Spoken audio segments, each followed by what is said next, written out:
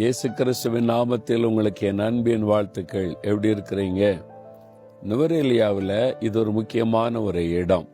இந்த மலை பிரதேசத்தில் 150 ஆண்டுகளுக்கு முன்னால கட்டப்பட்ட ஒரு போஸ்ட் ஆபீஸ் இங்க இருக்கிறது, தபால் நிலையம். வெள்ளையர்கள் இந்த தேசத்தை ஆட்சி செய்த போது அவங்க கட்டின இந்த போஸ்ட் ஆபீஸ் பாருங்க, இன்றைக்கும் மக்களுக்கு சேவை செய்து கொண்டு இருக்கிறது. இதை பார்க்கிறதற்கு அநேக மக்கள் வருகிறார்கள். 150 ஆண்டுகளுக்கு முன்னால கட்டப்பட்ட அந்த காலத்தின் கலை நயத்தோடு கட்டப்பட்ட அருமையான தபால் நிலையம். இன்றைக்கு வரைக்கும் மக்களுக்காக இந்த இடத்துல தபால் சேவை நடந்து கொண்டே இருக்கிறது. சரி, இந்த நாளில ஆண்டவர் உங்களுக்கு என்ன வார்த்தை தருகிறார்? நீதிமொழிகள் 16ஆம் அதிகாரம் 3ஆம் வசனம். உன் செய்கைகளை கர்த்தருக்கு ஒப்புவி, அப்பொழுது உன் யோசனைகள் உறுதிப்படும்.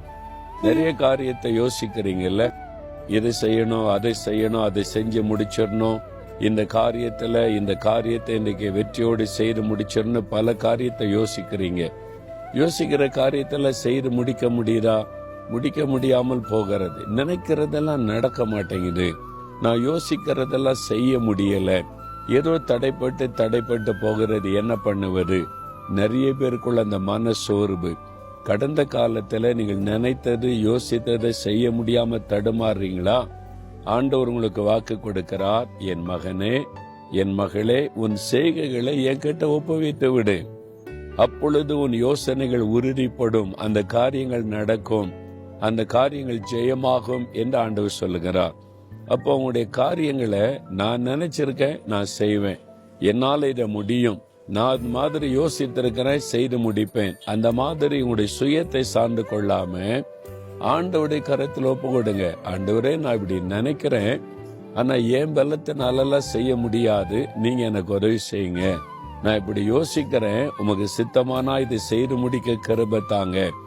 ஆண்டவரிடத்திலே நம்முடைய செய்கைகளை ஒப்புவித்து அவரை சார்ந்து கொள்ளுவது. அப்படி சார்ந்து கொண்டா காரியம் வாய்க்கும். ஆண்டவர் உங்களுக்காக எல்லாவற்றையும் செய்து முடிப்பார். அதற்கான வழிகள் திறக்கப்படும். அப்படி பார்த்திருக்கிறீங்களா?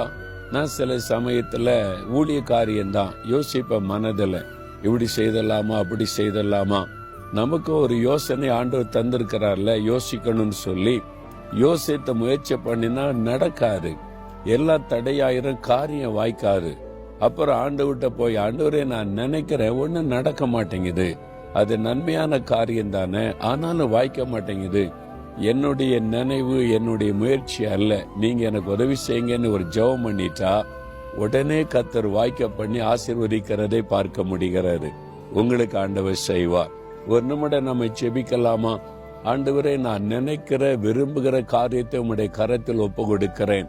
நீர் அதை வாய்க்க பண்ணுகிற தேவன். இன்றைக்கு இந்த மகன், இந்த மகள் நினைக்கிற வாஞ்சிக்கிற காரியத்தை வாய்க்க பண்ணி ஆசீர்வதியும். இயேசுவின் நாமத்தில் ஜெபிக்கிறோம் பிதாவே. ஆமேன், ஆமேன்.